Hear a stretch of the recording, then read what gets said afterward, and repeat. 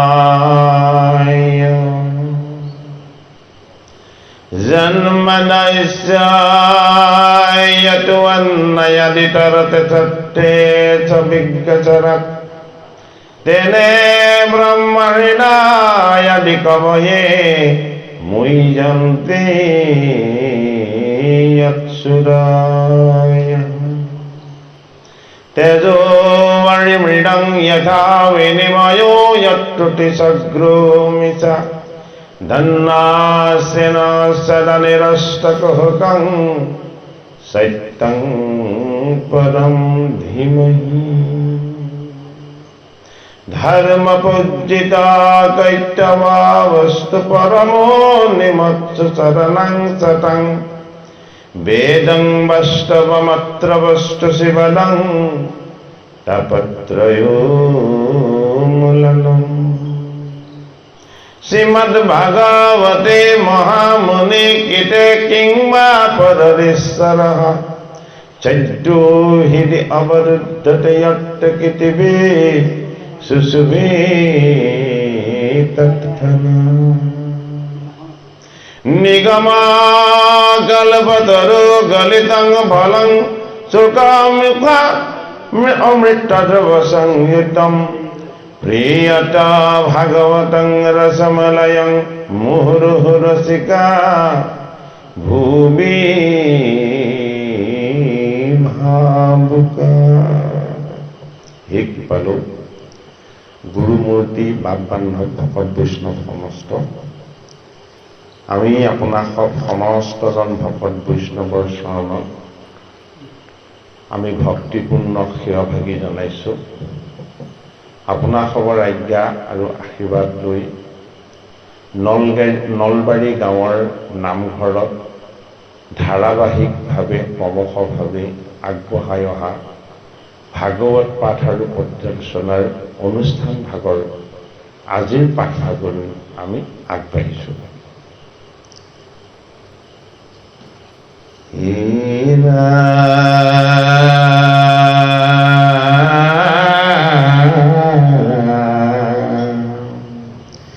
এই হিমৱন্ত হেমকূট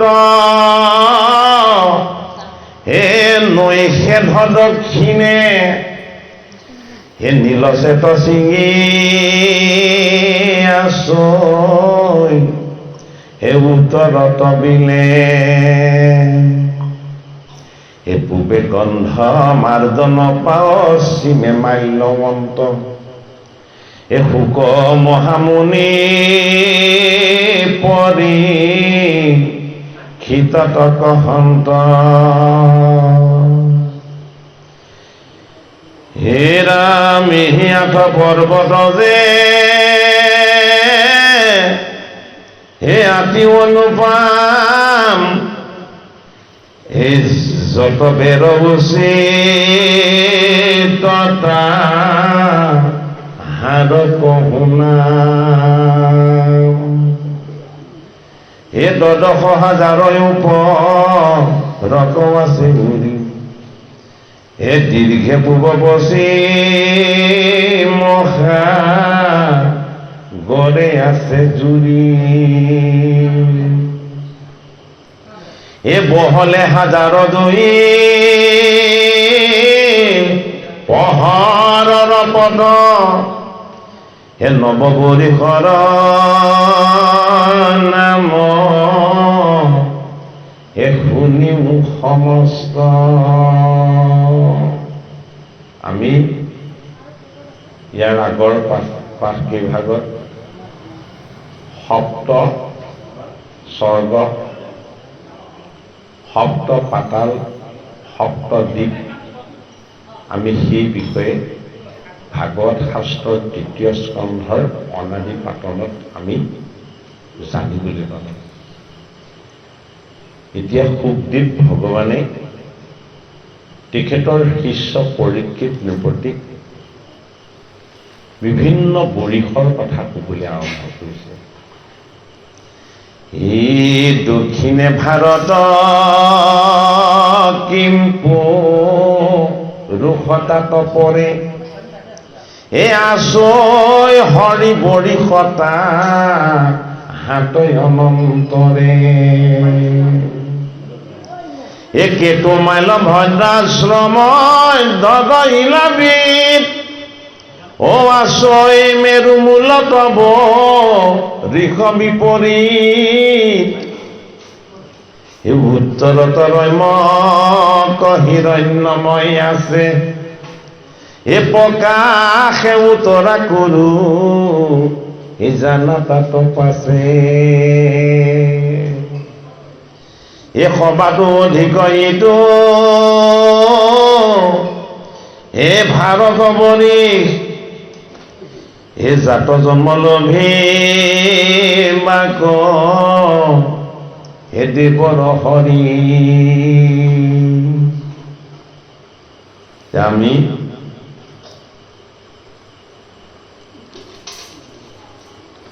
পাঠভাগৰ অকণমান আগৰ পৰা ধৰি লৈ বেছি অকণমান পাছৰ পৰা ধৰিব লাগিব সেইখিনি আমাৰ হৈ গৈছে গম পাইছো 108ৰ পৰা আছিলেতো 123ৰ পৰা আছে মানে ঠিক আছে আপোনাৰ আমি 108 নম্বৰ পদ আৰু 109 নম্বৰ পদটোকে আমি কীৰ্তন কৰিলোঁ ভালেই হ'ল সেইখিনি আমি প্ৰথম স্মৰণ কৰি ল'লোঁ এতিয়া আমি 123ৰ পৰা আৰম্ভ কৰিব লাগিব এই প্ৰকাশে পুষ্কৰ দিব এ তাৰো চাৰি কাছে ও তাক জলসাগৰে চো ভীতি বেৰি আছে এ সাতু দ্বীপ সাতু সাগৰৰ হিতিতি অদুগুণা কাঞ্চন ভূমি আছৈ চতুৰ্ভীতি এ তাকো বেৰি আছৈ অপৰ্বত লুকালো ও তাৰ শিভিতিৰ কথা এ সবে শুনিও ক এই পৰ্বতৰ বাহিৰত ঘোৰ অন্ধকাৰ অনাহি চন্দ্ৰ সূৰ্য একো হে প্ৰাণীৰ সংসাৰ সুখদেৱ ভগৱানে মহাভাগৱত হৈ তেওঁ যে ভাগৱত পৰীক্ষিত নৃপতিক ক'বলৈ লৈছে সমস্তখিনি কথাই তেওঁ স্মৰণ হৈছে এই বিশ্ব ব্ৰহ্মাণ্ডখনত কোন ঠাইত কি আছে তেওঁ অন্তৰ্দৃষ্টিৰে সমস্তখিনি চাই গৈছে আৰু পৰীক্ষিত নৃপতিক কৈ গৈছে এই ভিতৰত লোকত আৰু এই বাহিৰে আলো এই পৰ্বত কহিহেতু মুই লিয় লুকালো এ ওধে ওধে বাহিৰত এ ঘোৰ অন্ধকাৰ এ নাহি চন্দ্ৰ সূৰ্য একো এ প্ৰাণীৰ সংসাৰ এই মহাজ্যোতি পূজ পুঞ্জ আছৈ তাহাৰো শিভিতি এই ৰামদেৱো দেখিবা তাৰ হে নোৱাৰৈ দীপিতি এ তাক বেৰি আছৈ মহা এ জল বহুদূৰ এ তাহৰ ভিতৰে আছৈ এ মহাকালপু এ মহাৰত্নময় তাতে আছৈ গৃহ এ লগাই আছে প্ৰত্যেকৰ স্তম্ভ হাজাৰে অগৃহৰ ভিতৰে মহা অনন্ত সজ্জাত হে একৰূপে ঈশ্বৰ ৰুখ আছাতা প্ৰথমতে পৰীক্ষিত নৃপতিক ভাগৱত শাস্ত্ৰত সুখদেৱ ভগৱানে বৈকুণ্ঠ দৰ্শন কৰাই দিছে। কেনেকে দৰ্শন কৰাইছে? সৃষ্টিৰ ৰহস্যৰ দ্বাৰা।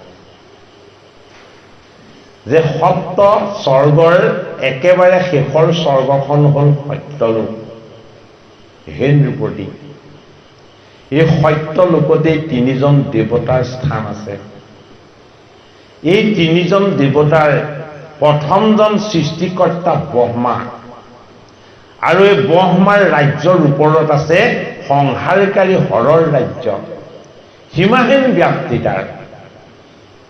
হৰৰ বদন কেইখন বুলি কৈছে কালি, আমাক পদত কৈছে 5খন। প্ৰতিখন বদনত তেওঁ 3টাকে নেত্ৰ আছে।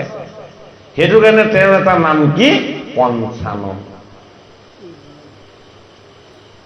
আৰু হৰৰ ৰাজ্যৰ ওপৰত বিষ্ণুৰ যিখন বৈকুণ্ঠ, এই বৈকুণ্ঠ আৰম্ভ হ'ল। পৰীক্ষিত নৃপতি, অৰ্ধ আৰু ঊৰ্ধ্ব ঈশ্বৰ তত্ত্বৰ দুই দিশত কিমান ব্যক্ত হৈ জগতৰ হৰি ব্যক্ত হৈ আছে, সৰ্বব্যাপ্ত ঈশ্বৰ সৰ্বত্ৰ কেনেদৰে বিৰাজমান হৈ আছে, পৰীক্ষিতক অনুভৱ কৰাই লৈছে। যে এই গিৰি গুহা নদ নদী, যি পৰ্বত পাহাৰত সূৰ্য চন্দ্ৰৰ পোহৰ নপৰে, হে পৰীক্ষিত নৃপতি, হৰিৰ অন্তৰ্দৃষ্টিস্বৰূপ অনন্ত ঈশ্বৰৰ দিব্য ঐশ্বৰিক পোহৰ তাত প্ৰকাশ হৈ থাকে। কিন্তু দেৱৰো দুৰ্লভ, দেৱতাসকলেও সেয়া দেখা নাপায়। কিন্তু কোনে দেখা পাইছে? সুখদেৱে দেখা পাইছে। কিয় দেখা পাইছে? গুৰুৰ কৃপাত দেখা পাইছে। গুৰুৱে দৰ্শন কৰাই দিছে তেওঁ, যে পৰ্বতৰ ওপৰৰ অন্ধকাৰ বৰফৰ মাজত যি পোহৰ কোনোদিন সঞ্চাৰ নহয়, যলৈ একো কীট পতংগ জীৱ তালৈ যাব নোৱাৰে, হে পাণ্ডৱৰ নাতি পৰীক্ষিত নৃপতি, তাতো পৰম ব্ৰহ্ম পৰম পিতা জ্যোতিৰ ৰূপত প্ৰকাশ হৈ আছে। গতিকে মই তোমাক এই বৰিশবিলাকৰ কথা যে কৈছো, তুমি বুজা। এই ব্ৰহ্মাণ্ডত এনে এখন বৰিশ নাই যিখনত ঈশ্বৰ নাই, ঈশ্বৰৰ অস্তিত্ব নাই। এই ব্ৰহ্মাণ্ডৰ এনেকুৱা এখন ঠাই পৰ্বত পাহাৰ নাই য'ত অনন্ত ঈশ্বৰৰ ব্যাপ্তি নাই। সমস্ততেই পৰম প্ৰভুৰ পৰম তত্ত্ব প্ৰকাশ হৈ আছে। এতিয়া আমি কি বুজিব লাগিব? আমি যিমান দেখিছো, যিমান শুনিছো, ভাগৱত শাস্ত্ৰই কৈছে সেইখিনি মিছা বোলে। যত দেখা যত শুনা সবে মায়াময়। যিখিনি শুনা নাই, যিখিনি দেখা নাই, সেইখিনি মায়াৰ পৰা মুক্ত। এতিয়া সৃষ্টিৰ ৰহস্যৰ অনাদিপাতনত ঈশ্বৰৰ সেই সত্য স্বৰূপটো আমাক প্ৰত্যক্ষ কৰাব বিচাৰিছে। যে হে পৰীক্ষিত নৃপতি, তুমি যিখিনি দেখা নাছিলা, বৈকুণ্ঠ ধাম আৰু বৈকুণ্ঠপতি, বৈকুণ্ঠ ধামত ভগৱন্ত প্ৰভুৰ ৰত্ন সিংহাসনত লক্ষ্মী মাতাৰ সৈতে কেনেদৰে আনন্দেৰে বিৰাজমান হৈ থাকে, তুমি এই কথা কল্পনা কৰি নাপালাহেঁতেন।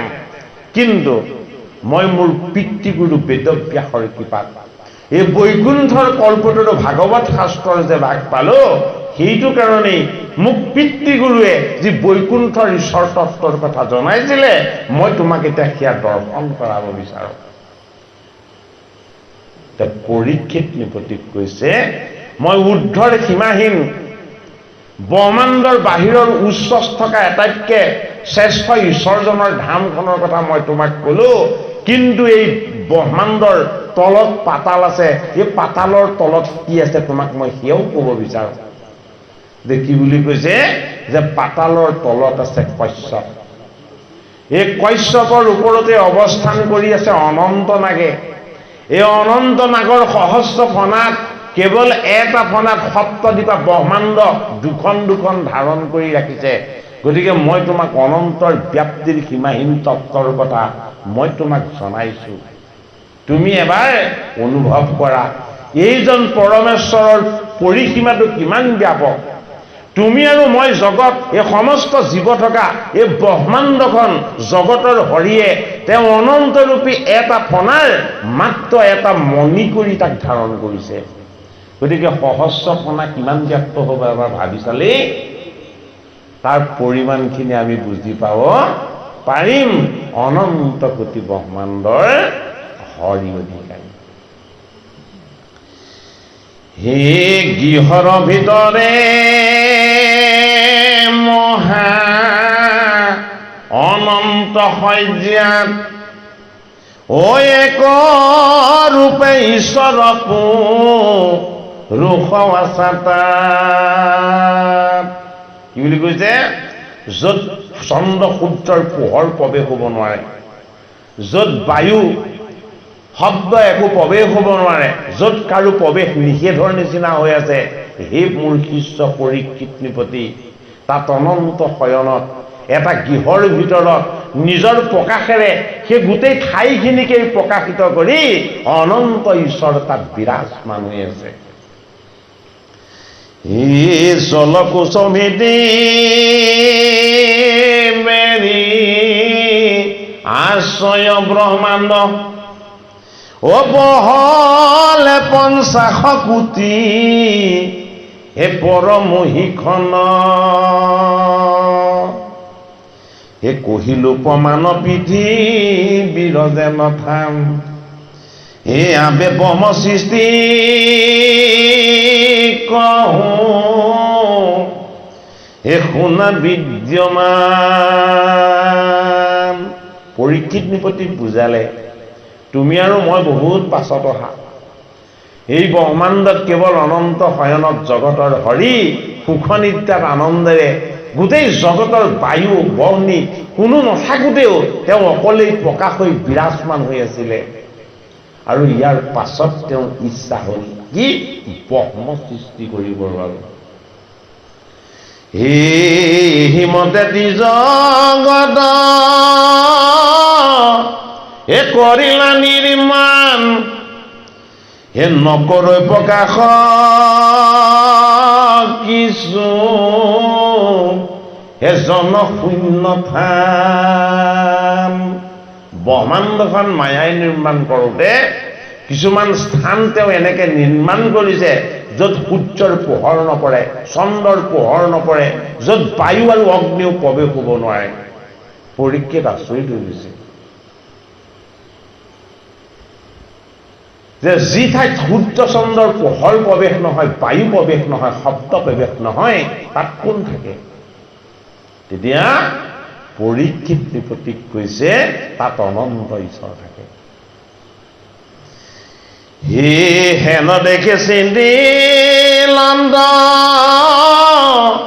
ও ঈশ্বৰে আপোনে হে ভৈলাতা বখনে তিনি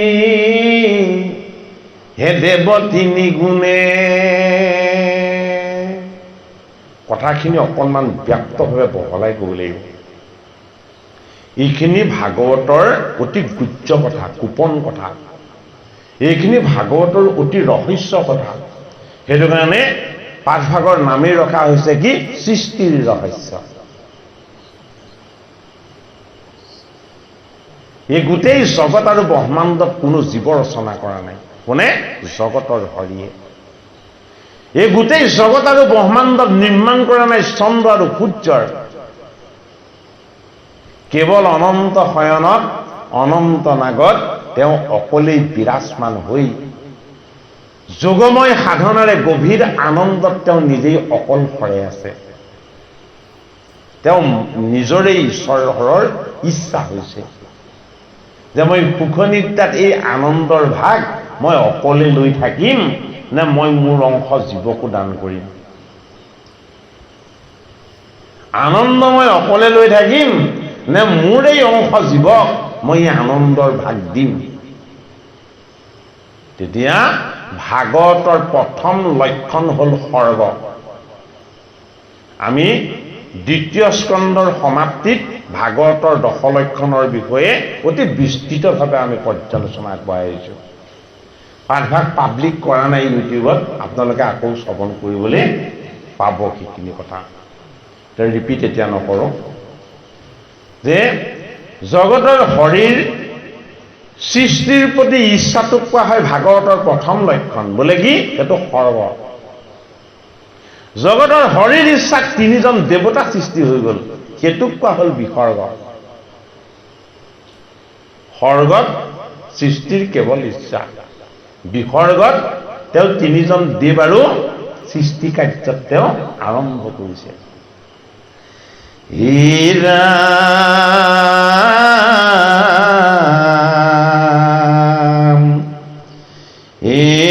তমগুণে ভয়লা নাপনা ক'ব থাকি গৈছে এই ৰবি সখী সমে এ প্ৰকাশ হৈ শৰীৰ অমহাজ্ঞান অন্তধীৰ এ স্বভাৱে গম্ভীৰ অতমগুণে ভৈল ৰুদ্ৰ হে ৰূপ মনোহৰ এ স্ফটিকত অধিক বলকলে এ প্ৰকাশন্ত আচৈ পঞ্চ এ বদন সুন্দৰ এ প্ৰতিমুখে তিতি নীল চন ৰুচিকৰ এ জলৈ মহাবাহুদশ হে বলিত বৰতুল ৰুদ্ৰৰ বাহু কেইভাগ বুলি ক'লে 10খন জ্যোতিৰ্ময় হৈ তেওঁ বাহুবিলাক জ্বলি থাকে আপোনালোকে গীতাৰ 11 যুগ বিশ্বৰূপ দৰ্শন এই বিশ্বৰূপ দৰ্শন যেতিয়া কীৰ্তন হয় তেতিয়া আপোনালোকে দেখা পাব কাক এই ৰুদ্ৰই ভগৱন্ত বিষ্ণুৰ সোঁবাহুত 5খন মুখেৰে সৈতে অগ্নিমন্ত অগ্নিৰ শিখা প্ৰবাহিত কৰি তেওঁ বাহুবিলাক অতি শক্তিমন্ত জ্যোতিৰ্ময় হৈ ভগৱন্ত বিষ্ণুৰ বিৰাট ৰূপত তেওঁ নিজেই নিজক তাত প্ৰকাশ কৰিছে সেইটো কাৰণে এই তত্ত্ব কথাখিনি বুজিবলৈ গীতাৰ 11 অধ্যায় বিশ্বৰূপ দৰ্শন যুগৰ কথাখিনিও অকণমান জানিব লাগিব তেতিয়াহে দেখা পাব বস্তুটো ঈশ্বৰৰ যিটো স্বৰূপ সেই স্বৰূপটো তেতিয়াহে উপলব্ধি হ'ব হে ৰাম সেই বিশ্বৰূপত এই হৰ ভগৱন্তৰ সোঁবাহুত সহস্ৰ বাহু হৈ 5খন মুখেৰে অগ্নিমন্ত অগ্নিৰ শিখা প্ৰবাহিত হৈছে আৰু তেওঁৰ 3টা নেত্ৰত যেন 3টা সূৰ্য জ্বলিবলৈ লৈছে ইমান ভয়ংকৰ আৰু ভয় লগা তেওঁ সেইটো ক'ত এক হৈ আছে বিষ্ণুৰ বিশ্বৰূপত তেওঁ এক হৈ আছে সেইটো কাৰণে হৰিৰ ইচ্ছা মই 3টা শাখা হ'ম কি শাখা হ'ম মই অন্ধকাৰ আন্ধাৰ অবিদ্যা অজ্ঞান এই মায়াবিলাকৰ পৰা মুক্ত হৈ মই নিৰ্গুণ ৰূপত কেৱল নিজক প্ৰকাশ কৰি আছিলোঁ মই নিৰ্গুণ ৰূপত নিজে যদিও মই প্ৰকাশ কৰি আছিলোঁ মোৰ এই ঈশ্বৰ তত্ত্বক যদি মই প্ৰকাশ কৰিবলৈ হয় তেতিয়াহ'লে মই গুণ ৰচনা কৰিব লাগিব সেইটো কাৰণে গুণ মানে মায়া গুণ মানে মায়া ৰজগুণ দেহ তত্ত্ব হৰিৰ মায়া ইয়াত তমগুণ এই দেহত থকা ক্ৰোধ অহংকাৰ এইবিলাক হৰিৰ মায়া আৰু সত্যগুণ এই বিকাৰবিলাকৰ পৰা মুক্ত হৈ কেৱল অখণ্ডিত হৰিৰ আনন্দৰ ভাগ প্ৰাপ্ত কৰিব বিচৰাটো এইটো হ'ল সত্যগুণ ৰজগুণত ব্ৰহ্মা তমগুণত ৰুদ্ৰ আৰু সত্যগুণত বিষ্ণু এই 3জন দেৱক নিৰ্মাণ কৰিলে কোনে অনন্ত নাৰায়ণে হে ৰাম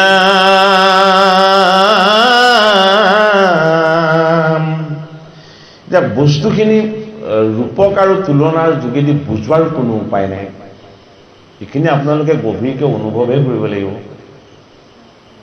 এইটো নিজৰ অন্তৰৰ অনুভৱৰ বস্তু ইয়াক একো বস্তুৰ লগতে তুলনা কৰি আনি বুজাই দিব পৰা নহয় কিয় এই 3টা তত্ত্ব কাৰো লগত তুলনা নহয় এই তিনিটা তত্ত্ব হৰিৰ তত্ত্ব, হয়নে?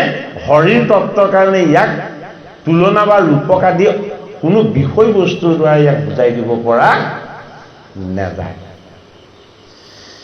হে ৰাম জলৈ মহাবাহু দশ, হে বলি তবৰ তুল, হে নানা অস্ত্ৰ তাত, হে দম্বৰু ত্ৰিশূল। কি আছে? 10খন হাতত 10টা বস্তু আছে। এখন হাতত আছে ত্ৰিশূল, এখন হাতত আছে দম্বৰু, এখন হাতত আছে গদা, এখন হাতত আছে শংখ, এখন হাতত আছে চক্ৰ, এখন হাতত আছে পদ্ম, এখন হাতত আছে পিনাক নামৰ ধনু। এই সমস্ত 10টা বস্তু ৰুদ্ৰ ৰূপত তেওঁ ধাৰণ কৰি আছে। আৰু কি কৰিছে? অতি ভয়ংকৰ। যদিও তেওঁ ইমান জ্যোতিৰ্ময়, অথচ তেওঁ দেহৰ জ্যোতিৰ পৰা গোটেই আন্ধাৰ দূৰ হৈছে আৰু চক্ষুৰ জ্যোতিৰ পৰা এই গোটেই অন্ধকাৰখিনি আঁতৰ হৈ গৈছে। বোলে কি? মই মনোহৰ ৰুদ্ৰ ৰূপ। সকলোৰে মনটোক তেওঁ টানি হৰণ কৰি দিব পাৰে, ইমান সুন্দৰ তেওঁ সেই ৰূপ। ভাগৱতৰ কেৱল অনাদি পাতনত মনোহৰ হৰৰ ৰূপটো বৰ্ণনা কৰা হৈছে। বেলেগ ক'তো এই ৰূপ বৰ্ণনা কৰা নাই। এই ৰূপৰ অকণমান স্পৰ্শ দেখা যায় গীতাৰ 11 যুগ বিশ্বৰূপ দৰ্শনত। তাকো বিশ্বৰূপ ভগৱন্ত প্ৰভুৰ একত্ব ৰূপ। হে কথিত ভাগৰ চাল, হে গলে মুণ্ডমালা, ও ললাট জটায়াতি, হে জলৈ চন্দ্ৰকলা। আমাৰ ৰুদ্ৰৰ ৰূপটো এবাৰ চাই বুলি কৈছে। কি ৰূপ তেওঁ সেইটো? তেওঁ সেইটো ভয়ংকৰ ৰূপ, সংহাৰ ৰূপ। কি সংহাৰ কৰে? মায়া। কি সংহাৰ কৰে? অজ্ঞান। কি সংহাৰ কৰে? অবিদ্যা। সেইটো কাৰণে তেওঁ সেইটো পুণ্য ৰূপ, পবিত্ৰ ৰূপ। কিন্তু দেখাত কি? দেখাত ভয়ংকৰ। কঁকালত কি আহি আছে? কঁকালত বাঘবস্ত্ৰ। কিয় বাঘবস্ত্ৰ পৰিধান কৰি আছে? যে মই নিৰ্গুণ ঈশ্বৰৰ তত্ত্বৰ পৰা মই গুণৰ তত্ত্বলৈ, দেহৰ তত্ত্বলৈ যদিও মই আহিলো। যিসকলে দেহ পায় তেওঁলোকৰ লগত লোভ আহে, ক্ৰোধ আহে আৰু কাম আহে। এই লোভ, ক্ৰোধ আৰু কাম মই অস্ত্ৰ কৰি ললো। বোলে কিয়? যি হৰিক নেজানিব তেওঁলোকক মই মোৰ ত্ৰিশূল তত্ত্বৰে এইবিলাক বস্তুক তেওঁলোকক মই বেছিকে দিম। সেইটো কাৰণে যি ভগৱন্তৰ চৰণ সেৱা নকৰে তেওঁলোকৰ লোভ, মোহ আৰু কাম, এই 3টা বস্তু বেছি প্ৰবল। এইটো কাৰণে যি হৰিৰ তত্ত্বক উপাসনা কৰে এই লোভ, মোহ আৰু কাম, এই 3টা বস্তু দুৰ্বল। কিয়? এই 3টা বস্তুৰ তত্ত্বটোৱেই হ'ল ব্যাগ। ব্যাগ মানে লোভ, ব্যাগ মানে ক্ৰোধ, ব্যাগ মানে কাম। বোলে মই যদিও হৰিৰ অংশ হৈ, হৰিৰ তত্ত্ব হৈ মই দেহৰ তত্ত্বলৈ, ৰুদ্ৰৰ তত্ত্বলৈ আহিছিলো, এই 3টা বস্তুক মই মোৰ ওপৰলৈ কেতিয়াও উঠিবলৈ নিদিওঁ। সেইটো কাৰণে কি কৰিলে? নাভিৰ তলত ৰাখি দিলে। নাভিৰ তলত ৰখাৰ তত্ত্বটো হ'ল বাঘবস্ত্ৰ। সেই মনোহৰ ৰুদ্ৰই বাঘবস্ত্ৰ ক'ত পৰিধান কৰে? নাভিৰ তলত পৰিধান কৰে। সেইটো কাৰণে এই নাভিৰ তলত বাঘবস্ত্ৰ পৰিধান কৰাৰ অৰ্থ হ'ল কি? আমাৰ লোভ থাকে জিভাত, হয়নে? কাম থাকে মনত, আৰু ক্ৰোধ ক'ত থাকে? ক্ৰোধ থাকে ভুল মধ্যত আৰু দৃষ্টিত। এই 3টা বস্তু নাভিৰ ওপৰলৈ তেওঁ কেতিয়াও আহিব নোৱাৰে। সেইটো কাৰণে তেওঁ কি? তেওঁ সদায় শান্ত আৰু সুন্দৰ। বিকট পিংগল জটা জতে, অৰ্থাৎ চুলিখিনি তেওঁ কি? চুলিখিনি তেওঁ অতি বিকট, ভয়ংকৰ, ভয় লগা, জুতুলা জুতুল। অৰ্থাৎ একো বস্তুৱে তেওঁ স্বাভাৱিক নহয়। কিয়? অস্বাভাৱিক। হে ৰাম সৰ্বাংগে এ বিকট পিংগত জতা যতয়ে জলৈ মাথে ও সৰ্বাংগে ভস্মহে চন্ন এ জগতৰ নাথে। দেহৰ সমস্ত শৰীৰত গৌৰবৰ্ণৰ ভস্ম লেপন কৰি দিছে। জীৱ সৃষ্টি হোৱাই নাই, ৰুদ্ৰৰ দেহলৈ ভস্ম ক'ৰ পৰা আহিলে? বৰ ডাঙৰ কথা হয়নে নহয়? জীৱ সৃষ্টি হোৱা নাই, দ্ৰব্য বিক্ৰী বিৰিখ একো সৃষ্টি হোৱা নাই। তেওঁ দেহত উৎপত্তি কালৰ পৰাই পিংগল বৰণৰ শিৰত জটা আৰু দেহত কি? দেহত কেৱল ভস্ম, মানে ছাই সানি আহিছে। কি বুজাইছে? যে মই ৰুদ্ৰ হৈ সংহাৰ শক্তিৰ ঈশ্বৰ তত্ত্ব হৈ মই যে জগতলৈ আহিছো, এই দেহটো কেতিয়াও বিনাশ নহয় মোৰ। বোলে কিয়? দেহ বিনাশ হলে ভস্ম হয়, ছাই হয়। মই ছাই লিপি আহিছো আহোঁতে। মানে আৰু এটা অৰ্থ কি? যে জীৱ আহিলে তাৰ লগত কি আহে? তৃষ্ণা ভয় এইবিলাক আহে। মই ছাই সানি আহিছো। বোলে কিয়? মোৰ কোনো তৃষ্ণা নাই, মোৰ কোনো ভয় নাই। মোক যদি কোনোবাই দেখা পায় তেতিয়াহ'লে ভয় ভীতি দূৰ হৈ যাব। কিয়? মই অভয় ব্ৰহ্ম। এয়া আকৌ শিৱ পূজাৰ কথা কোৱা নাই। এয়া পৰম তত্ত্ব ঈশ্বৰৰ ৰুদ্ৰৰূপ ভগৱন্ত বিষ্ণু তত্ত্ব। এয়া তেওঁ বিৰাট ৰূপত কেনেকে প্ৰকাশ হৈ ৰুদ্ৰ ৰূপ ধাৰণ কৰি এই জগত ব্ৰহ্মাণ্ডক তেওঁ ইচ্ছাৰে যদিও নিৰ্মাণ কৰিছে, তেওঁৰ ৰুদ্ৰৰূপী সংহাৰ শক্তিৰে কল্পৰ প্ৰান্তত যেতিয়া এক প্ৰাকৃত প্ৰলয় হ'ব, গোটেই তেওঁ সৃষ্টি কৰা ব্ৰহ্মাণ্ডখনক ৰুদ্ৰই সংহাৰ কৰিব। হে ৰাম দিব দিব নব ৰব যায় ঘনে ঘন এ হৃদয় ধ্যান সদা শিৱ নিৰঞ্জন। এই ডম্বৰুটো শিৱই জন্মতে লৈ আহিছে। কিয় আনিলে ডম্বৰুটো? এই জগতত ঈশ্বৰক স্পৰ্শ কৰিব পৰা আটাইতকৈ ডাঙৰ তত্ত্ব হ'ল শব্দ।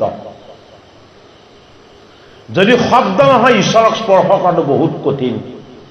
সেইটো কাৰণে তুমি মোক সৃষ্টি কৰি পঠালা ৰুদ্ৰ কৰি, আৰু মই তোমাক স্পৰ্শ কৰিব বিচাৰো। কিহেৰে? মই যিটো কৰিব পাৰো, হয়নে?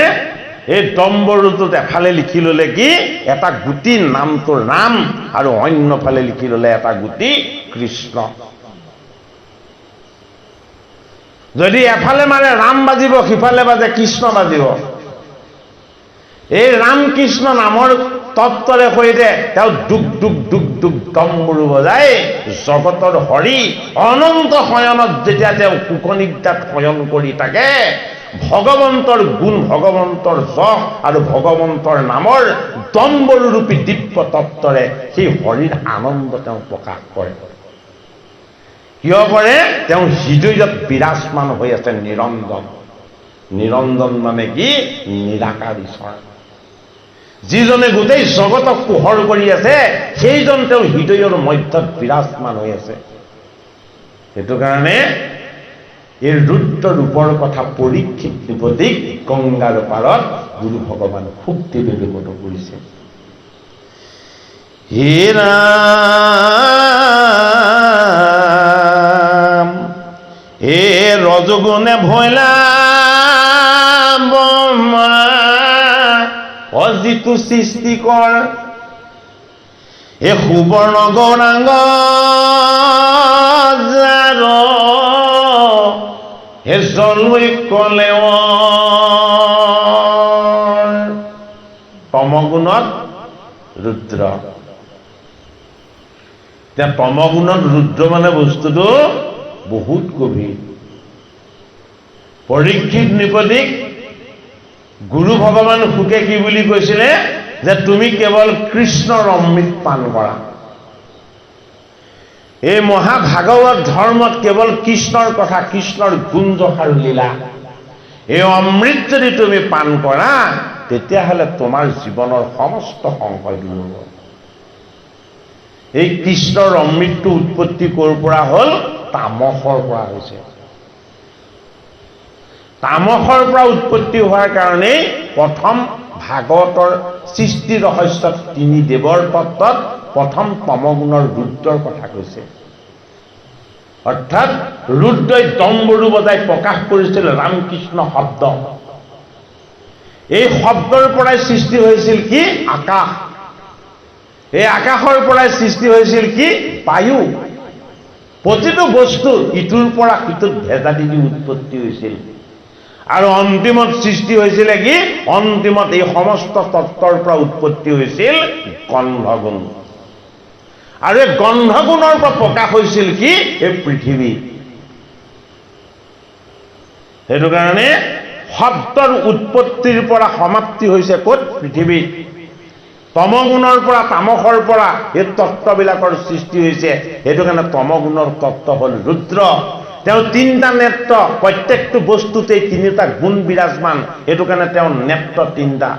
প্ৰতিটো গুণত তেওঁ নাথাকে, তেওঁ গুণৰ পৰা সদায় মুক্ত হ'ব বিচাৰে হৰিৰ গুণ কীৰ্তন আৰু উপাসনাৰে।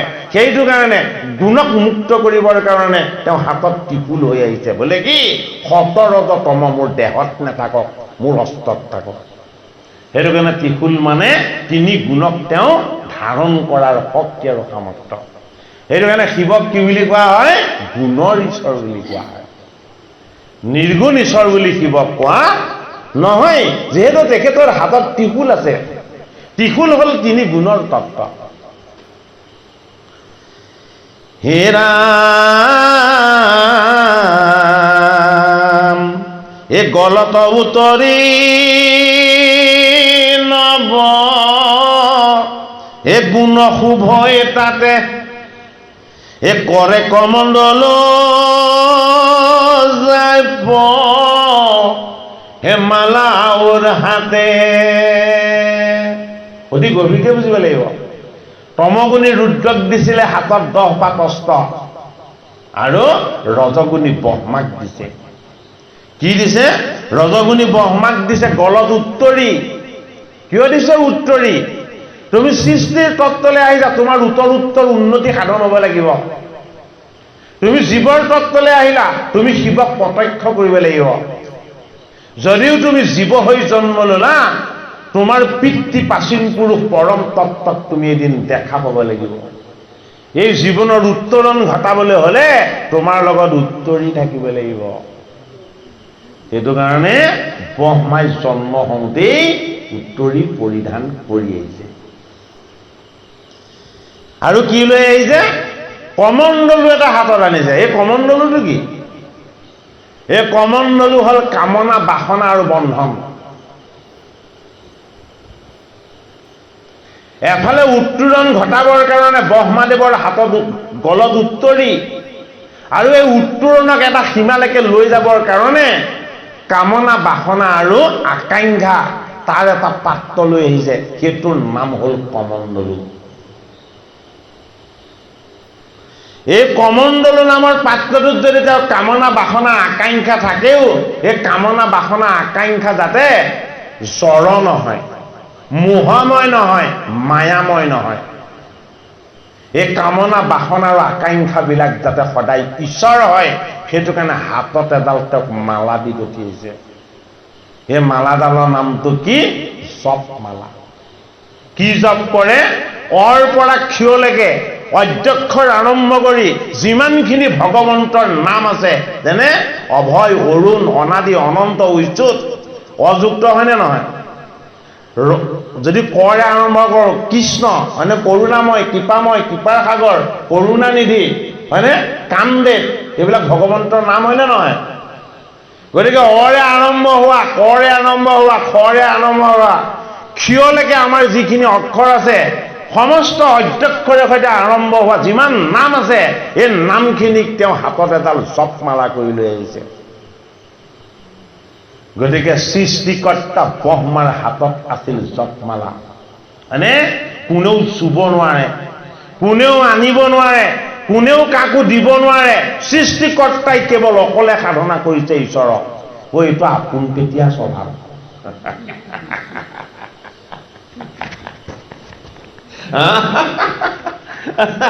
অকল মোৰে ভাল হওক বুলি ভবাটো আপোন পেটীয়া স্বভাৱ নহয় জানো? হয়নে বাৰু? ওই ঈশ্বৰৰ অমৃতৰ ভাগ সকলোৱে পাওক। আমাৰ গুৰুজনাই কি কৰিলে যে ব্ৰহ্মাদেৱৰ হাতত থকা জপমালা মই জগতলৈ নমাই আনিম। কি কৰি আনিলে? গুণমালা কৰি আনিলে। বস্তুখিনি এইটো কাৰণে আমি আলোচনা কৰিব লাগিব। এইটো কাৰণে ব্ৰহ্মাদেৱৰ জপমালাত যিমান শক্তি আৰু সামৰ্থ্য আছে, এই কমণ্ডলৰূপী কামনা বাসনা আৰু মায়ামোহৰ বন্ধনক দূৰ কৰি দিব পাৰা। আমাৰ জীৱনতো যিমানবিলাক কামনা বাসনা মায়া মোহ আছিলে, এই সমস্তখিনিক আঁতৰ কৰি দিব পৰা শক্তি কি? ভগৱন্ত প্ৰভুৰ নিৰ্গুণ মূৰ্তি গুণমালা। এইটো কাৰণে কুসুমমালা চন্দত নিৰ্মাণ কৰিছে। চন্দটো কি? চন্দটো কুমধুৰ চন্দ। জপমালাৰ অক্ষমালা আৰু গুৰুজনাই নিৰ্মাণ কৰা ভক্তিৰ শাস্ত্ৰ গুণমালা কুসুমমালা চন্দত। গতিকে সৃষ্টিকৰ্তাই যদি সাধনাৰ কাৰণে ভগৱন্ত প্ৰভুৰ কৃপাত যদি জপমালা লাভ কৰে, জগতগুৰু শ্ৰীমন্ত শংকৰদেৱ গুৰুজনায়ো এই সংসাৰী জীৱবিলাকক উদ্ধাৰ কৰিবৰ কাৰণে গুণমালা শাস্ত্ৰ আমাক আনি দিছে। গতিকে এই শাস্ত্ৰ আমি ক'ত ৰাখিব লাগে? আমাৰ মস্তকত ৰাখিব লাগে। মস্তকত যি গুণমালাক লৈছে তাৰ কেতিয়াও স্খলন হ'ব নোৱাৰে। হে ৰাম,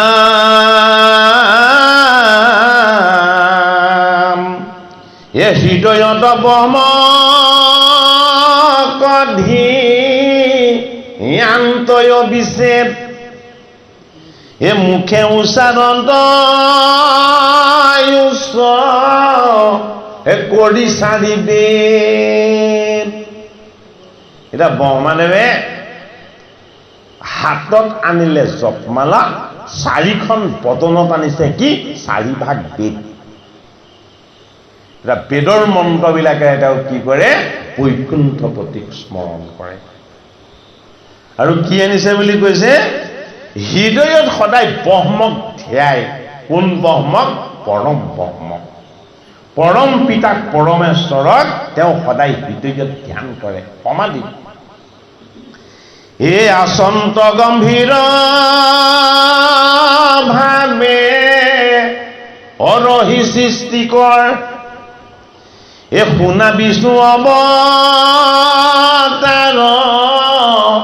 হে আত অনন্ত, এ শতগুণে ভৈলা বিষ্ণুৰ ৰূপৰ শিখৰ, এ নীল উৎপল সম, এ শ্যাম কলেৱৰ, অশুভে পিত বস্তে যেন, এ মেঘত বিজুলি, এ চাৰি ভুজে চাৰি অস্ত, এ ধৰি আছা তুলি। আজি পিত বস্ত্ৰ ভাল পোৱা বুলি কৈ অকণমান ভালকে ক'ব লাগিব। ভগৱন্ত বিষ্ণুৰ যেতিয়া উপাসনা কৰি সাধন সিদ্ধ ঋষিসকলে, যোগীসকলে, মুনিসকলে, এই তপস্বী ব্ৰহ্মায়ো যেতিয়া তেওঁৰ ৰূপ দৰ্শন কৰিব বিচাৰে, জগতৰ হৰিৰ কেৱল বস্ত্ৰখনে দেখা পায়। একমাত্ৰ বস্ত্ৰখন দেখা পায়। বোলে কি বস্ত্ৰ? পিত বস্ত্ৰ। কি ৰূপত দেখা পায়? বিজুলীৰ ৰেখাৰ নিচিনা চিকমিককে প্ৰকাশ হৈ থাকে। কেৱল বস্ত্ৰখন দেখা পায়, বাকী একো দেখা নাপায়। বোলে কিয়? বস্ত্ৰৰ পোহৰত বাকী সকলো ঢাক খাই থাকে। বিষ্ণুৰ বস্ত্ৰৰ পোহৰত বাকী তেওঁ সমস্তবিলাক ঢাক খাই থাকে। যিদৰে দিনত সূৰ্য ওলোৱাৰ লগে লগে আকাশত তৰাবিলাক ঢাক খাই যায়, আন্ধাৰত যিদৰে তৰাবিলাক প্ৰকাশ হৈ থাকে, বিষ্ণুৰ যেতিয়া পীতবস্ত্ৰ প্ৰকাশ হৈ যায়, তেওঁৰ লগতেই থকা সমস্ত তত্ত্ববিলাক এই পীতবস্ত্ৰৰ জ্যোতিত কি হৈ যায়? সকলোবিলাক ঢাক খাই যায়। সেইটো কাৰণে পীত বস্ত্ৰে শুভে আতি শ্যাম কলেৱৰ। শ্যাম গভীৰ নীলা সেউজীয়া, যিটো আন্ধাৰ। বিষ্ণুৰ ৰূপটোৰ কথাটো আমি ধ্যান কৰিব লাগে, হয় নহয়? ভজনীয়াসকলে বিষ্ণুৰ চৰণৰ পৰা শিৰৰ শিৰোৰত্নলৈকে যেতিয়া গুৰু সেৱা কৰে সৰ্বদা ধ্যান কৰিব লগা হয়। সেই ৰূপটো যদি নিৰ্মলকে নাহে তেতিয়াহ'লে সেইদিনা গুৰু সেৱা ভাল নহ'ল আৰু নহয়, কেতিয়াবা নাহে কিন্তু নহয় নহয়, কেতিয়াবা যেতিয়া খৰখেদা হয় তেতিয়া তুমি আহা নাহা কথা নাই আৰু মোৰ যাবৰ হ'ল হয়নে বাৰু? হা, তেতিয়া কি বুলি কোৱা হয়? তোমাক চোৱাৰ প্ৰয়োজন নাই, তুমি আছাই। তোমাক দেখাৰ প্ৰয়োজন নাই, হয়নে? তুমি দেখাৰ ৰূপতকৈ অধিক, হয়নে নহয়? তেতিয়া কি বুলি ভবা হয়?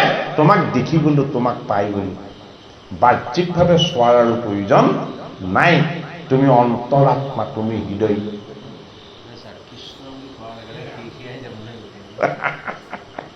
আপুনি আৰু নকব হয়নে বাৰু?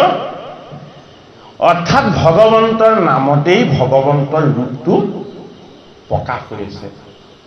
সেইটো কাৰণে মুখে বোলা ৰাম, হৃদয়ে ধৰা ৰূপ। নামৰ তত্ত্ব যেতিয়া হৃদয়ংগম হ'ব তেতিয়া তেওঁৰ ৰূপ দৰ্শন হ'ব। এই বিষ্ণুৰ ৰূপটো অতি ব্যাপ্ত। কি ব্যাপ্ত? যেতিয়া তেওঁক ভকতে চাই, তেওঁৰ চৰণৰ ফালে চাই, ভকতে তেওঁৰ চৰণ দুখন নেদেখে। কোনো কাৰণত ভকতে বিষ্ণুৰ চৰণ দৰ্শন নাপায়। কি দেখা পায়? বিষ্ণুৰ চৰণ যেতিয়া ধ্যান কৰা হয়, তেওঁৰ চৰণৰ আঙুলিবিলাকত নখচন্দ্ৰ প্ৰকাশ হৈ আছে। এই নখচন্দ্ৰৰ পৰা ইমান বেছি পোহৰ আহি গাত পৰি যায় যে চৰণৰ বাকীখিনি কেতিয়াও দেখা পোৱা নাযায়। অৰ্থাৎ বিষ্ণুৰ ধ্যানত এইটোৱেই হ'ল আটাইতকৈ ডাঙৰ ৰহস্য। যিমান চৰণ অৰুণ চৰণ চাম বুলি মনে প্ৰাণে আপুনি ভাবি গলেও যেতিয়া তেওঁ চৰণ ধ্যান কৰি দিয়া যায়, তেওঁ নখচন্দ্ৰ যেতিয়া প্ৰকাশিত হ'বলৈ লয়, তাৰ পৰা পোহৰ আহি ঢাকি পেলায়। বাকী আৰু একো দেখা পোৱাৰ কেতিয়াও সম্ভৱ নহয়। তাৰ পাছত কি হয়? তেওঁৰ দেহৰ দিব্য অলংকাৰবিলাক জ্বলিবলৈ লয়। এই দিব্য দেহৰ অলংকাৰবিলাক মূৰ্তিমন্ত হৈ যেতিয়া জ্বলিবলৈ লয়, হয়নে? সেইখিনি চাই থাকিব নোৱাৰি। কি হয়? চকু চাট মাৰি ধৰে। তাৰ পাছত কি হয়? শিৰোৰত্নৰ ফালে যেতিয়া চোৱা যায়, গোটেইখন শ্যাম বৰ্ণৰ সেউজীয়া দেখা যায়। গতিকে হৰিৰ সেই নিৰ্মল ৰূপ আপোনালোকে ধ্যান কৰিবলৈ যত্ন কৰিব।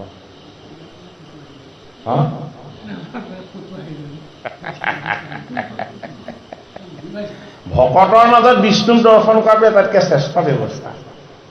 আমি ফটো আনি পেলাই আৰু বিষ্ণুক চাবলৈ আমাৰ কি প্ৰয়োজন আছে, হয় নহয়? এজন ভকতৰ লগত থকা বিষ্ণুৰ সত্তাখিনিক আমি প্ৰত্যক্ষ কৰিব পাৰিলেই আমাৰ বিষ্ণু দৰ্শন হ'ব। সেইটো কাৰণে সুতমুনিক 28 সহস্ৰ ঋষিয়ে কৈছে, বোলে আমাক বৈষ্ণৱৰ কথা কোৱা। আমাক প্ৰথমতে বৈষ্ণৱৰ কথা কোৱা। কিয় বৈষ্ণৱৰ কথা কোৱা? বৈষ্ণৱজনে সদায় হৃদয়ত বিষ্ণুক সাক্ষাৎ কৰে। এই বিষ্ণুক সাক্ষাৎ কৰাৰ কাৰণে বৈষ্ণৱজনক স্মৰণ কৰাৰ লগে লগেহে বিষ্ণুৰ ৰূপটো প্ৰত্যক্ষ হ'ব। প্ৰত্যক্ষভাৱে কেতিয়াও বিষ্ণুক কোনেও ৰূপ আনিব নোৱাৰে, সাধ্য নাই। গতিকে আমি সৃষ্টিৰ ৰহস্যত এই কথাখিনি গভীৰভাৱে আলোচনা কৰিব লাগিব, হয়নে বাৰু? যিজনে বিষ্ণুৰ চৰণত কায় বাক্য মন সমস্ত অৰ্পণ কৰি শৰণ লৈছে বা তেওঁক ভজিছে, হয়নে? গতিকে তেনে ভকত বৈষ্ণৱৰ সংগত আমি ভগৱন্তৰ কথা শ্ৰৱণ কীৰ্তন কৰিব লাগিব। হে ৰাম ঐ ইহত হাসিত মুখ হে শ্যাম পদ্মকোশ হে নয়ন পংকজ যুগ হে দেখন তেখনতো।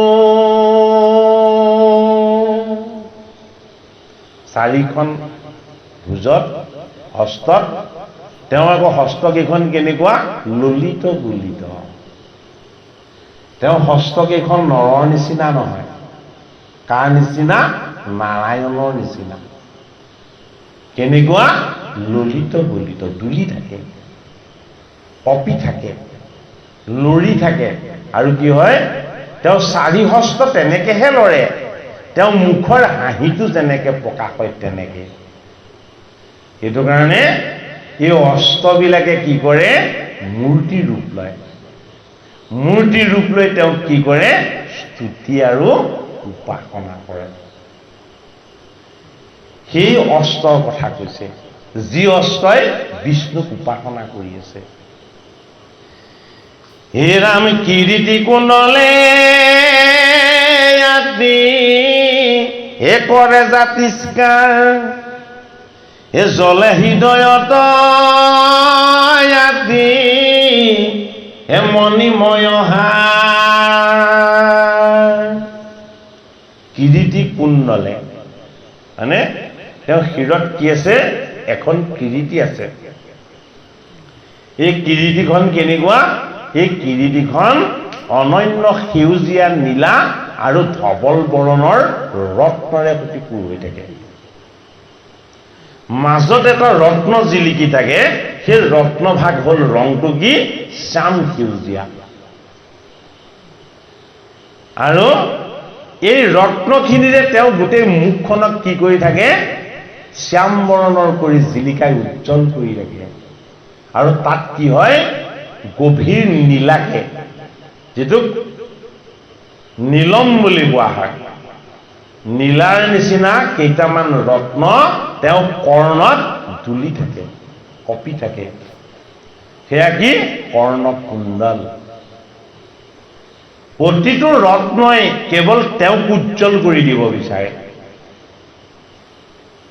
ইয়াক কাৰ ৰূপ ভগৱান বিষ্ণুৰ ৰূপ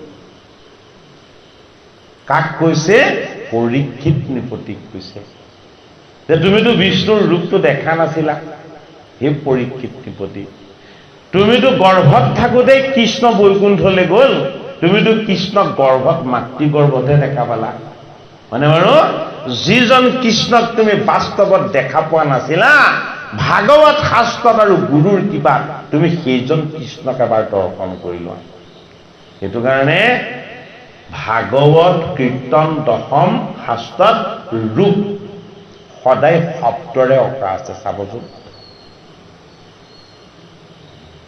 ঈশ্বৰৰ ৰূপটো কিহেৰে অংকন কৰা হৈছে শব্দৰে অংকন কৰা হৈছে জগতগুৰু শ্ৰীমন্ত শংকৰদেৱে বৃন্দাবনী বস্ত্ৰভাগ অংকন কৰিব পাৰে সি কৃষ্ণক অংকন কৰিব নোৱাৰিলেহেঁতেন নেকি হা বলৰামক ৰামক অংকন কৰিব নোৱাৰিলেহেঁতেন নেকি মানে অংকন কৰিছে কাক জগতৰ হৰি কৃষ্ণক কিহেৰে অংকন কৰিছে সপ্তবৰ্ণৰে তেওঁৰ ৰূপটো নিৰ্গুণ হ'ব লাগিব যদি নিৰ্গুণ হ'বলৈ হয় তেতিয়াহ'লে তুলিকাৰে অংকন কৰি দিয়াৰ লগে লগে সি গুণলৈ আহি যাব আমাৰ যে হৰি মন্দিৰতো যে কৃষ্ণ ফটো ৰাখিব নালাগে বুলি কয় কাৰণ কি কাৰণ কৃষ্ণক যদি আপুনি সম্পূৰ্ণ শুদ্ধ ৰূপত পাব বিচাৰিছে তেতিয়াহ'লে ফটোত পূজা নকৰিব ক'ত পূজা কৰিব লাগিব ভাগৱতত পূজা কৰিব লাগিব ভাগৱতত কৃষ্ণৰ আৰু বিষ্ণুৰ ৰূপ ইমান সুন্দৰ বৰ্ণনা আছে যে কোনো চিত্ৰকৰে সেই ৰূপক শুদ্ধকে আঁকি দিব নোৱাৰে কোনো চিত্ৰকৰে এই অখণ্ডিত আনন্দময় ঈশ্বৰ ৰূপক ৰং আৰু তুলিকাৰে কেতিয়াও প্ৰকাশ কৰি দিব নোৱাৰে কিয় এয়া ৰঙৰ অতীত এয়া তুলিকাৰ অতীত এই ৰূপ যদি আপুনি চাব বিচাৰিছে তেতিয়াহ'লে ধ্যান সাধনা আৰু উপাসনাৰে সৈতে আত্মাৰে সৈতে পৰমাত্মাক দৰ্শন কৰক এই ৰূপ কেতিয়াও কোনো আপোনাক অংকন কৰি কেতিয়াও প্ৰকাশ কৰি দিব নোৱাৰে এই ৰূপ নিজে প্ৰকাশ হ'ব লাগিব সেইটো কাৰণে সৃষ্টি ৰহস্যত তিনিজন দেৱৰ তত্ত্ব তেওঁ স্বৰূপৰ তত্ত্ব আমাক কি কৰিছে পদবন্ধে কৈছে শব্দব্ৰহ্মৰে বুজাইছে আমি শব্দব্ৰহ্মৰেহে তেওঁৰ ৰূপক কি কৰিব লাগিব দৰ্শন কৰিব লাগিব হে ৰাম কীৰ্তি কুণ্ডলে আতি হে কৰে জাতিস্কাৰ এ জলে হৃদয়ত মণি হে মণিময় হাৰ এ অৰুণয় ধৰ চাৰু দশনৰ শাৰী এ কংকনে কেউৰে ৰঞ্জয় হে মহাভুজ চাৰি বিষ্ণুৰ বাহুবিলাক কেনেকুৱা অতি বলিষ্ঠ অতি শক্তিমন্ত শক্তি সাহস আৰু সামৰ্থ্যক প্ৰকাশ কৰে আৰু কেনেকে প্ৰকাশ কৰে তেওঁ বাহুবিলাকত ৰত্নৰ অলংকাৰ পৰিধান কৰিছে হে ৰাম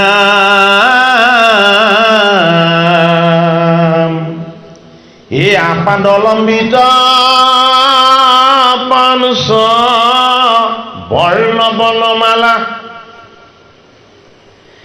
এক কটিততে পঞ্চ ৰত্নে হে প্ৰকাশ হৈ মেখলা আপাদলম্বিত মানে আঁঠুৰ তলৰ পদক স্পৰ্শ কৰা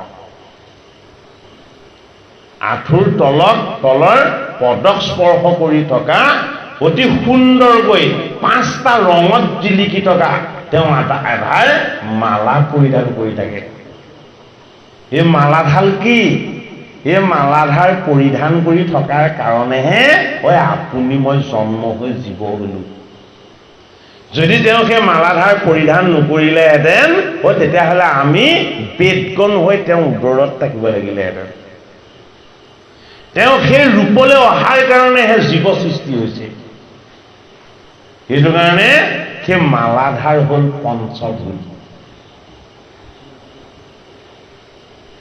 ক্ষিতি অপ তেজ বায়ু ভ্ৰম আৰু অগ্নি হয়নে এই 5টা ভূতক তেওঁ কি কৰিছে 5টা বৰণেৰে এধাৰ মালা কৰি তেওঁ চৰণ স্পৰ্শ কৰিব পৰাকৈ তেওঁ পৰিধান কৰিছে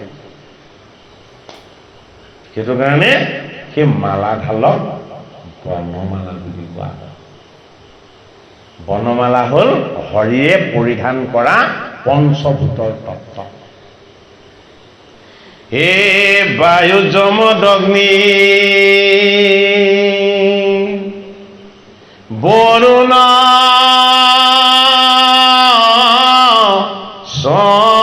শশাঙ্ক হে প্ৰজাপতি মহ প্ৰজা প্ৰতিষ্ঠ এই ভাগত শুনিলে আহিছে হে ৰাম হৰৈ ভগদৰ হে ৰাম পদ পংকজ ৰঞ্জয় হে ৰত্নৰণপুৰ ও যাক দৰ্শনে হুৱৈ হে মহা দুখ দূৰ কি কৰিলে ভগৱন্ত প্ৰভুৰ 2 ভুজত আহি ৰত্নৰ নুপুৰ নিজে নিজে পৰিহিত হৈ গ'ল এই নুপুৰবিলাকত কি হয় শব্দৰ যোন শব্দ হয় কিয় সেই শব্দ হয় তেওঁ উদৰত থকা জীৱবিলাক নুপুৰ হ'ল যিবিলাক জীৱ জন্ম নহল তেওঁ লগতেই আছে এই জীৱবিলাক কি হৈছে নুপুৰ হৈছে এটা এটা আৰু ভগৱন্তৰ চৰণত পৰিহিত হৈছে বোলে কিয় আমি যদি শুদ্ধ জীৱব্ৰহ্ম হয় তেতিয়াহ'লে তোমাৰ চৰণৰ স্পৰ্শ পাব লাগিব আগতে আমি তোমাৰ উদৰত আছিলো তোমাৰ নাসিকাৰ ৰন্ধেৰে আয়জাত কৰি আছিলো হয়নে তুমি যেতিয়া এই শ্যাম সুন্দৰ ঈশ্বৰ তত্ত্বৰ ৰূপলৈ আহিছা তেতিয়াহ'লে তুমি আমাক পিন্ধি লোৱা ক'ত তোমাৰ পদত সেইটো কাৰণে পদে বিষ্ণু হে ৰাম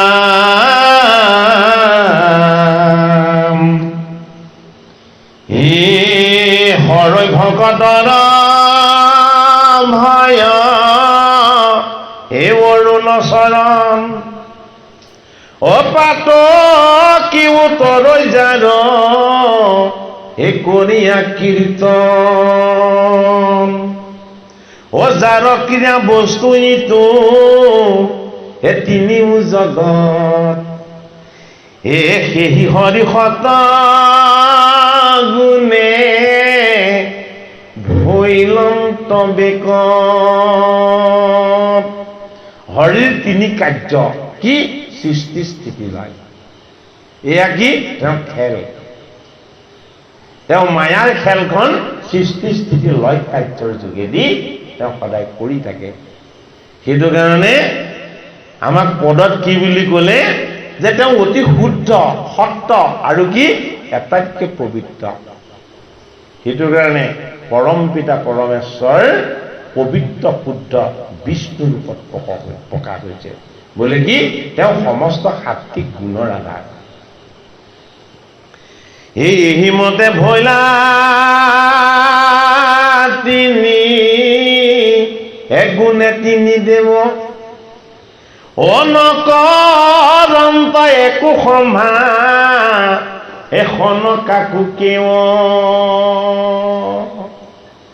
হৰিৰ মায়া তিনিজন দেৱতাৰ লগত দি পঠিয়াইছে কি দি পঠিয়াইছে যে তোমালোকক প্ৰত্যেককে মই এটা এটা গুণ দিলো তিনিজনক তিনিটা দিলো হয়নে বাৰু এতিয়া তোমালোকৰ লগত অহংকাৰ দিম মই অকণমান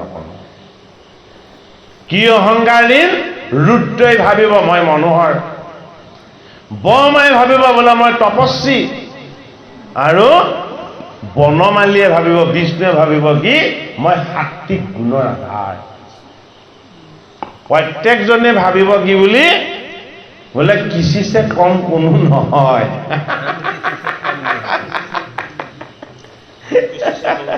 আমি কোনোজন কাৰোতকৈ কম নহয় তেনেকুৱা এটা ভাবলে আহি যাব এতিয়া কি কৰিব লাগিব এই তিনিটা তত্ত্বত প্ৰকাশ হোৱা তিনিজন দেৱক পৰম পিতাই বনমালীয়ে তেওঁ ব্ৰহ্মময় তেওঁলোকৰ ৰূপবিলাকক তেওঁলোকৰ সৌন্দৰ্যবিলাকক তেওঁলোকৰ সমস্ত তত্ত্ববিলাকক ঢাকি দিব পৰা তাৰ ৰূপত তেওঁ আহি যাব কি হ'ব ইজনে তেওঁ নিজৰ ফালে চাব মইতো মনোহৰ আছিলো ইজনে চাব বোলে মইতো গৌৰ বৰণৰ ইমান উজ্জ্বল আছিলো আৰু সিজনে যে মই জ্যোতিৰ্ময় বিজুলীৰ ৰেখা মই বিষ্ণুৰ সাত্বিক তত্ত্ব আছিলো এই তিনিওজনকে ম্লান কৰি দিব পৰা এইজন কোন এই তিনিটা য'ত এক হৈ আছে তেওঁই হ'ল মহাবিষ্ণু এই মহাবিষ্ণুৰ যদি দৰ্শন নহয় ইমানখিনি ঈশ্বৰৰ গুণৰ গৰাকী হোৱাৰ স্বত্তেও কোনেও কাকো চিনি নাপায় সেইটো কাৰণে কি কৰিছে প্ৰত্যেকেই নিজৰ নিজৰ স্থানত থাকি সুখানন্দ অনুভৱ কৰি কাকো নমস্কাৰ কৰা নাই প্ৰণাম কৰা নাই সৃষ্টিৰ ৰহস্য যদি আমি জন্ম হলো জীৱ হৈ হয়নে মস্তক ভাগ দিছে কিয় আমি শীৰ্ণত কৰি আশীৰ্বাদ কৰিবৰ কাৰণে হয়নে হাত দুখন দিছে কিয় পুণ্য কৰ্ম কৰিবৰ কাৰণে গুৰুৰ চৰণ সেৱা কৰিবৰ কাৰণে ভকতৰ চৰণ সেৱা কৰি আশীৰ্বাদ ল'বৰ কাৰণে আৰু ভগৱন্তৰ চৰণৰ আশীৰ্বাদৰ ভাগ পাবৰ কাৰণে যদি আমি ভাবিছো যে বহুত জানিলো বহুত পঢ়িলো বহুত ধন ঘটিলো আমাক এইবিলাক একো প্ৰয়োজন নাই হয়নে তেতিয়াহ'লে সেইজনৰ কেতিয়াও নিষ্ঠাৰ নাই দুখন হাত দিছে আমাক শুদ্ধ সাত্বিক কৰ্ম কৰি ঈশ্বৰৰ আশীৰ্বাদৰ ভাগ ল'বলৈ দুটা দৃষ্টি দিছে ভগৱন্তৰ চৰণ দৰ্শন কৰিবৰ কাৰণে আৰু শিৰত স্মৃতি দিছে ঈশ্বৰৰ নাম গুণ যাতে আমি স্মৃতিত সদায় ধাৰণ কৰি ৰাখিব পাৰোঁ হে ৰাম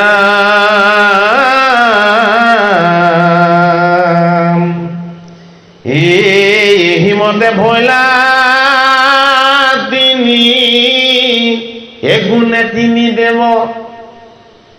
এ নকৰন্ত একো সম্ভা সনকাকো কেৱ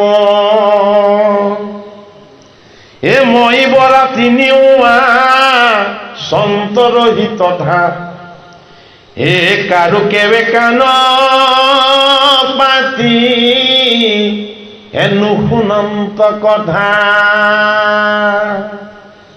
এ মই বৰা বুলি তিনিও দৰ্প কৰে অ তিনিৰো দেখিয়া ভাব এ হাসন্ত ঈশ্বৰে এই কৃষ্ণই বাৰু ইখন ইখন হাঁহি থাকে নে নাথাকে বাৰু হা তেওঁ ওঠৰ পৰা ইখন হাঁহিটো নাটৰেই কিয় হাঁহে জানেনে এই আমাৰ অজ্ঞান দেখি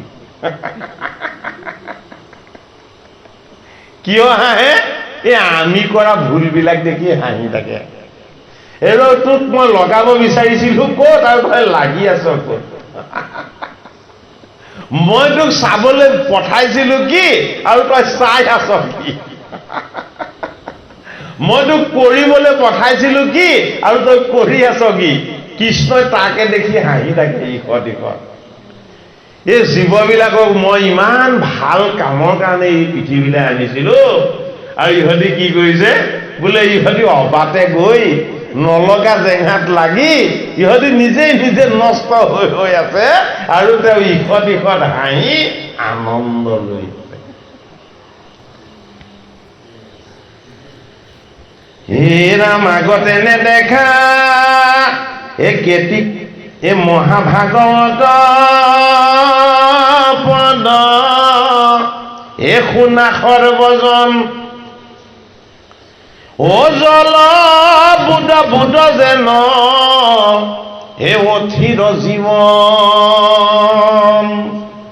অ কেতিখনে পৰৈ পানত তাৰো নাহি থিতি এ অদ্যপি নুবুজয় ঘোৰ হে মৰণ কভৃতি ও আগতে নেদেখা কেনে এ দুষ্মহ মৰণ এ সত্তৰে কৃষ্ণৰ পাৱে এ পশিও শৰণ ও কৃষ্ণ শেষো হৃদয় হে পৰলোকে গতি এ জানিয়া কৃষ্ণ কৰা এই একান্ত ভকতি ঐ ইটো নৰ শৰীৰ এনে দেখিবাই অল্প এ মনুষ্য হইবা নাপায় এ কোটি কোটি কল্প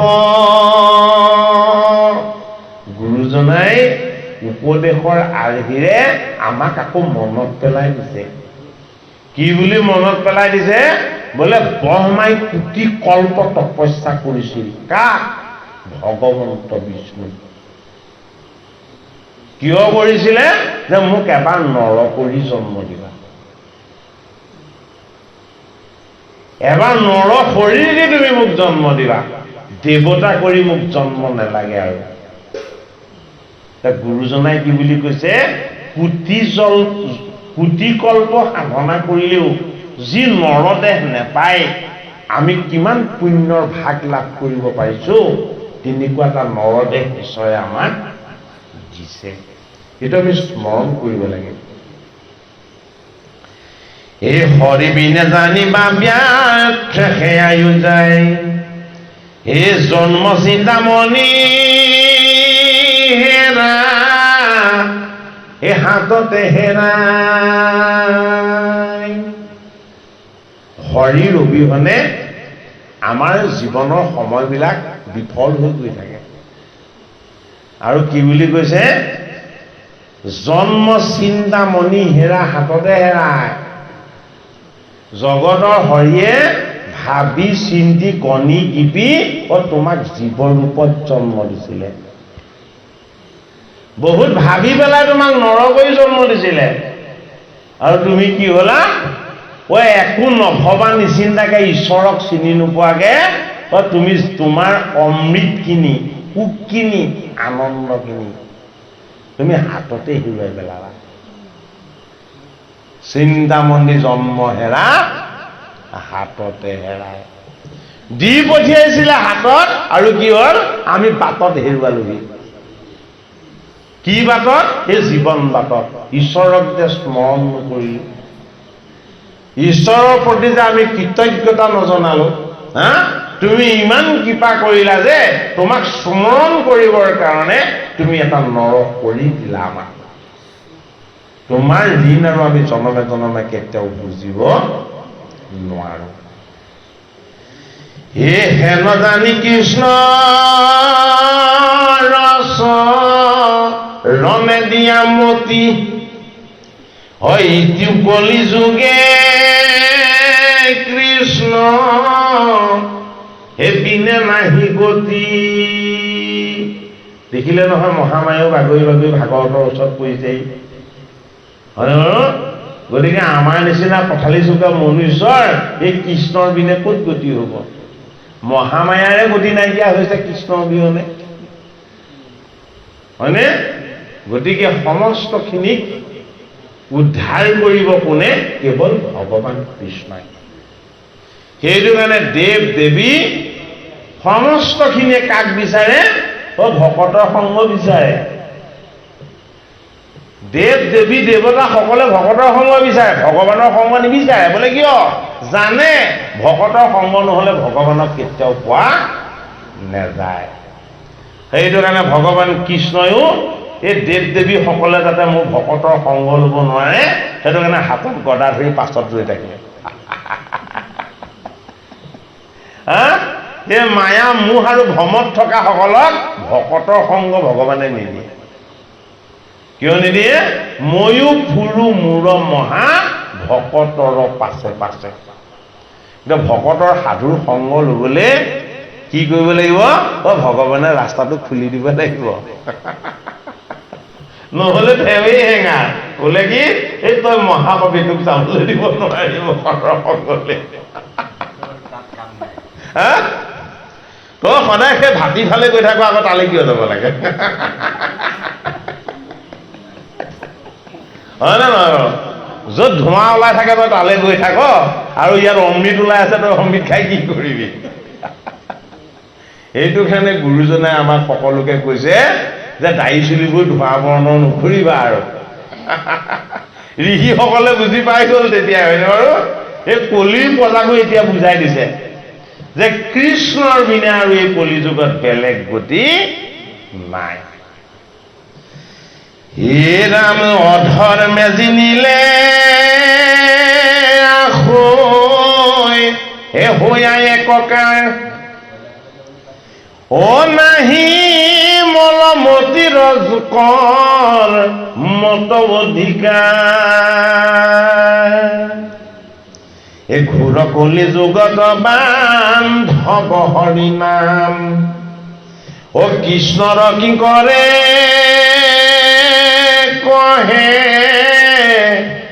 বোলা ৰাম ৰাম হৰি ৰাম ৰাম। পাণ্ডৱৰ নাতি পৰীক্ষিত গংগাৰ পাৰত গুৰু ভগৱানে প্ৰথম দেখুৱালে 7খন স্বৰ্গ, 7খন পাতাল, 7টা দ্বীপ আৰু 7 সমুদ্ৰ। এই সমস্তখিনিক দেখুৱাৰ পাছত দেখাইছে কি? যে এইখিনিৰ পৰা সদায় নিলগত, এইখিনিয়ে কোনোদিন ঢুকি নোপোৱা যিটো তত্ত্ব, সেই তত্ত্ব দুটা তুমি এবাৰ বুজি লোৱা। এটা তত্ত্বৰ নাম হ'ল বৈকুণ্ঠ, আৰু অন্যটো তত্ত্বৰ নাম হ'ল কি? অনন্ত ধাম পাতাল। আৰু তাৰ পাছত কি কৰিলে? যে তোমাক মই গিৰি গুহা নদ নদী এই সমস্ত বৰিশবিলাকৰ বৰ্ণনা কৰি যদিও দিলো, যিটো বস্তুৰ ভাগ নাপালে এই সকলোবিলাক মিছা হ'ব। তোমাক এতিয়া মই কি কথা কওঁ? বোলে কি? এইজন হৰিৰ ইচ্ছা হৈছিল। বোলে কি? তেওঁ 3টা তত্ত্বক সৃষ্টি কৰিবৰ কাৰণে। তামস তত্ত্বৰ পৰা ৰুদ্ৰ, ৰাজস তত্ত্বৰ পৰা ব্ৰহ্মা আৰু সাত্বিক তত্ত্বৰ পৰা বিষ্ণু, তিনিজন দেৱ ৰচনা কৰিলে। কিন্তু এই পৰীক্ষিত নৃপতি তিনি ভাগ কৰি দিয়াৰ কাৰণে এভাগত অহংকাৰ নাছিল, কিন্তু তিনি ভাগত অহংকাৰ আহি গ'ল। সেইটো কাৰণে আমি ভাগ ভাগ হ'ব নালাগে। আমি যে খেল খেল হ'ব নালাগে, ভাগ ভাগ হ'ব নালাগে, সেইটো কাৰণেই নালাগে। যিমানে ভাগ ভাগ হ'ম সিমানে অহংকাৰ আহিব। মানে বাৰু আমি কি হ'ব লাগিব? আমাৰ এজন পিতা, এজন ঈশ্বৰ, এজন ভগৱান। আমি সেইজন ঈশ্বৰৰ সৃষ্ট আমি জীৱ, আমি সকলোকেই ঈশ্বৰৰ অংশ বুলি মান্যতা কৰিব লাগিব। গতিকে কৃপালু বাপ বান্ধৱ সমস্ত পাঠভাগৰ পদৰ যদি পৰিছে 145 নম্বৰত আজি আমাৰ পাঠভাগী সামৰণি হৈছে। আমি অহাকালৈ পাঠভাগ ভগৱানৰ প্ৰকাশ কৰিব। পাণ্ডৱৰ নাতি পৰীক্ষিত ভাগৱতৰ এইখিনিলৈকে গুৰু ভগৱান শুকে তিনিজন দেৱৰ দৰ্শন দিয়ালে। এই তিনিজন দেৱৰ দৰ্শনত পৰীক্ষিতে ঈশ্বৰ সুখৰ আনন্দ যদিও পালে, পৰম আনন্দৰ ভাগ পৰীক্ষিতে এতিয়ালৈকে পোৱা নাই। ইয়াৰ পাছত পৰীক্ষিতে পৰম আনন্দৰ ভাগ পাব। কি হ'ব? ভগৱানৰ প্ৰকাশ হ'ব।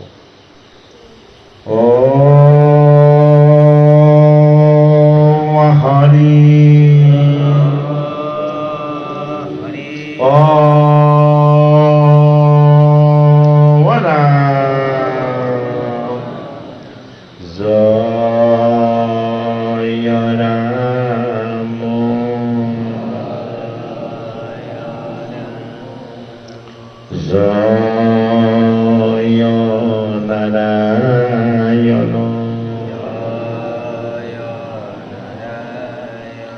জয় কৃষ্ণ